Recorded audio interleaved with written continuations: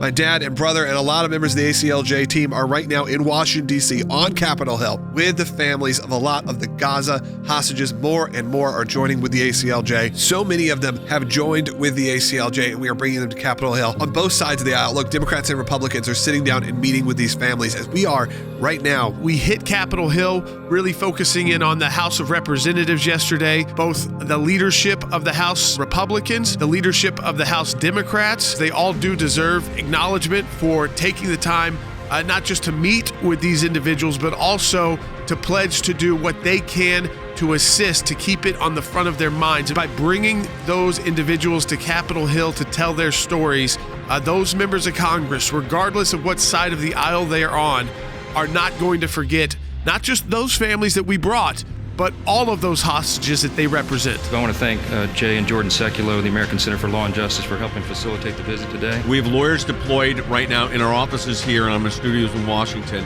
that are working with UN documentation. We, of course, have had the congressional representation. We've met with the ambassador from Qatar this morning. Our senior counsel for global affairs, Mike Pompeo, was in our offices to meet with these families and to say that he will work directly with the Emir of Qatar to help on this assistance. We've got to get before the United Nations on behalf of these hostages. We are filing for representations with the United Nations, a committee of the United Nations that deals specifically with hostages. Now, do I have a lot of hope that the UN's going to give us a positive result with Hamas? No, but it does put the UN in the vice.